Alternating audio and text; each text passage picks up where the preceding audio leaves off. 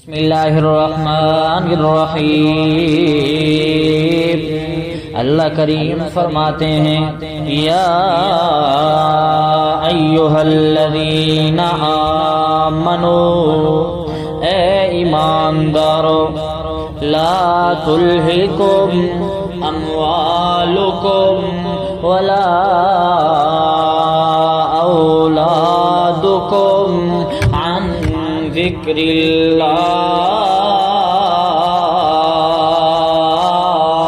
اللہ کریم فرما رہے ہیں کہ اے ایماندارو، نہ تمہارے مال اور نہ ہی تمہاری اولاد تمہیں اللہ کے ذکر سے غافل نہ کر دے۔ یعنی عام طور پہ یہی ہوتا ہے کہ مال اور اولاد کی وجہ سے مال کمانے کے اندر حلال حرام کا فرق نہیں رکھا جاتا، جس سے اللہ کی یاد چلی جاتی ہے۔ اگر اللہ کی یاد دل میں ہو تو کمائی کرنے کے اندر صرف حلال کو دیکھا جاتا ہے، حرام کو مکس نہیں کیا جاتا۔ اور مال کی کمائی کے اندر جب اللہ کی یاد شامل ہوتی ہے تو پھر چوریاں نہیں کی جاتی، پھر چوریاں اور اس طرح کے کام نہیں کیے جاتے جس سے اللہ ناراض ہوتے ہیں۔ اللہ کریم فرما رہے ہیں کہ عام طور پہ یہی معاملہ ہوتا ہے کہ بندہ اپنے بیوی بچوں کی خبر گیری کے اندر اتنا مشغول ہو جاتا ہے کہ نہ نمازوں کی فکر، نہ قرآن کی فکر، نہ دین کی فکر، نہ فرائض کی فکر، اور نہ ہی واجبات کی فکر، نہ سنتوں کی فکر، نہ نوافل کی فکر، نہ ذکر کی فکر، نہ تسبیحات کی فکر، کسی بھی چیز کا ہوش نہیں رہتا۔ ادھر خبر گیری کے اندر مال اور اولاد کے اندر ایسا مشغول ہو جاتا ہے کہ پھر اللہ یاد نہیں رہتا۔ اللہ کریم فرماتے ہیں نہیں ایسا نہیں کرنا زندگی کے اندر، کائنات کے اندر۔ اللہ کریم فرما رہے یا ایھا الذین آمنوا، اے ایماندارو، لا تلہکم، نہ تمہیں غافل کر دے۔ کیا؟ کون غافل نہ کر دے؟ اموالکم، تمہارے مال تمہیں غافل نہ کر دیں، ولا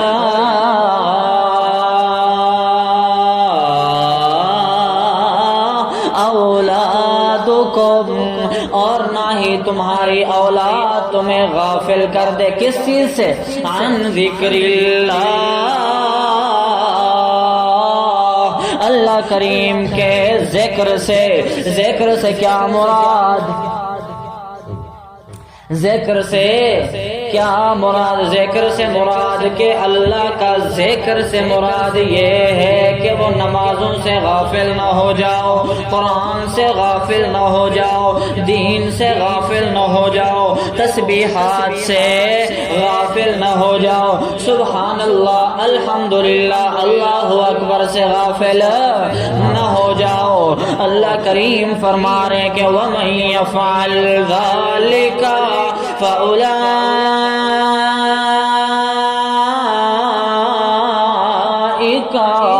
هُمُ الْخَاسِرُونَ۔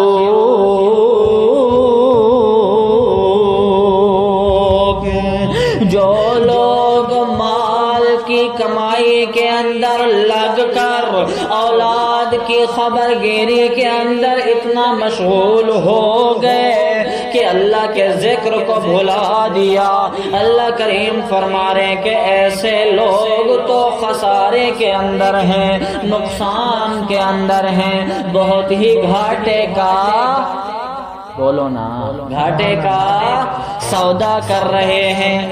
سمجھ میں آ رہا ہے صحیح؟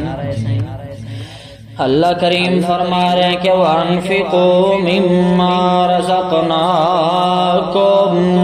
زندگی زندگی کے اندر مال کمانا ہے تو حلال کمانا ہے، بیوی بچوں کی ضروریات اور لاڈ پورا کرنا ہے تو حلال کمائی سے، چاہے اس کے لیے بزنس کرو، کاروبار کرو، تجارت کرو، جاب کرو، جو بھی شکل اختیار کرو، لیکن ایک چیز ہے کہ شیر اپنی سلطنت، اپنی دنیا خود بناتا ہے، وہ جاب اور نوکری سے نہیں، وہ کاروبار اور بزنس سے ہوا کرتی ہے۔ سمجھ میں آ رہا ہے صحیح؟ اللہ کریم فرما رہے وَأَنفِقُوا مِمَّا رَزَقْنَاكُمْ، اور تم خرچ کرو اس مال میں سے جو ہم نے تمہیں دیا۔ اللہ نے یہ کہا کہ اس میں سے خرچ کرو جو ہم نے تمہیں دیا، یعنی سارا مال اٹھا کر کے صدقہ خیرات نہیں کر دینا، بلکہ مما جو ہم نے دیا اس میں سے کچھ خرچ کر دو، اس سے پہلے کہ من قبل ان یاتی احدکم الموت، اس سے پہلے کہ تم میں سے کسی کو موت آ جائے۔ کیا مطلب کہ موت سے پہلے پہلے اللہ کے راستے میں زکوٰۃ ادا کر کے جاؤ، موت سے پہلے پہلے زندگی کے اندر حج فرض ہے تو حج ادا کر کے جاؤ۔ سمجھ آ رہے ہیں؟ اس سے پہلے کہ تم میں سے کسی کو موت آئے، فَيَقُولَ رَبِّ لَوْلَا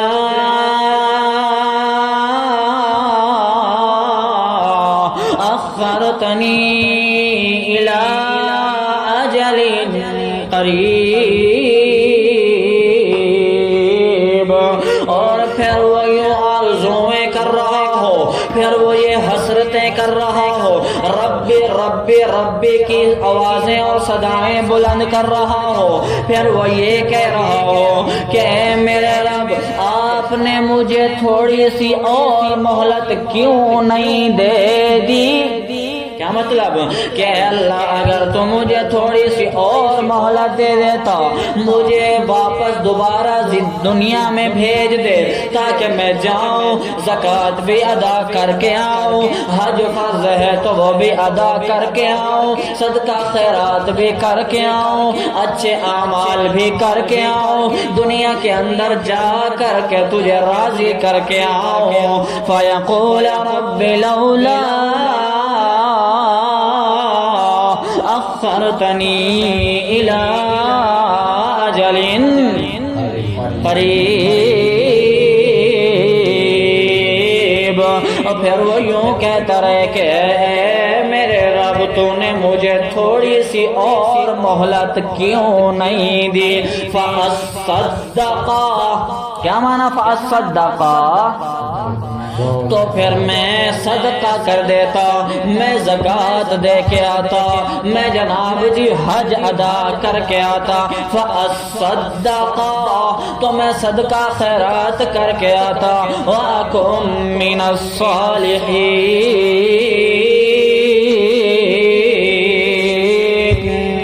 دنیا کے اندر جو بندہ زکوٰۃ فرض ہونے کی صورت میں زکوٰۃ ادا کرتا رہتا ہے، حج فرض ہے تو حج بھی ادا کرتا ہے، یتیموں، غریبوں، مسکینوں، بیواؤں اور ضرورت مندوں کی ضرورتیں بھی پورا کرتا رہتا ہے، حقیقت میں یہی لوگ ایسے لوگ ہیں جو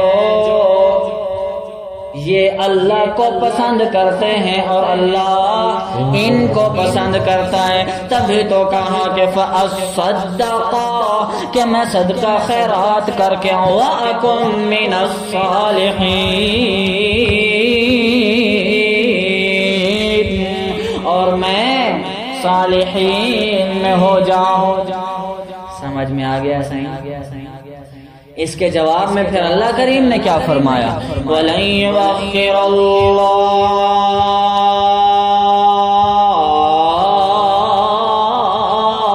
نَفْسًا، اور ہرگز کسی بھی صورت کے اندر اللہ کریم پھر کسی کو بھی مہلت نہیں دیتے. کب؟ اذا جاء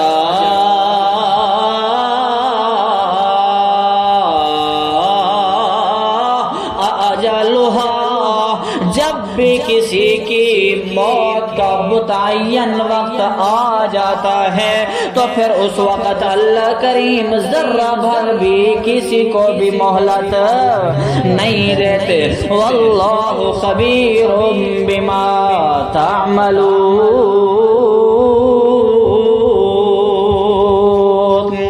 اور اللہ کریم تمہارے تمام کے تمام کاموں سے باخبر ہے. کیا مطلب؟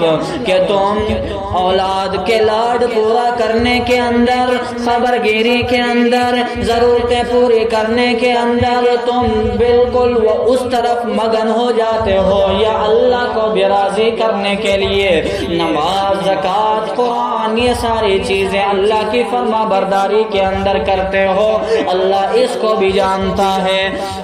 اور مال کی کمائی کے اندر حلال حرام کا فرق رکھتے ہو یا نہیں رکھتے، اللہ اس کو بھی جانتا ہے. اور اس کے بعد جب زکوٰۃ فرض ہو جاتی ہے تو زکوٰۃ بھی ادا کرتے ہو یا نہیں کرتے، اللہ اس کو بھی جانتا ہے. حج فرض ہوتا ہے، پھر حج جب فرض ہوتا ہے تو حج ادا کرتے ہو یا نہیں کرتے، اللہ اس کو بھی جانتا ہے. تبھی تو اللہ کریم نے فرمایا واللہ خبیر بما تعملون.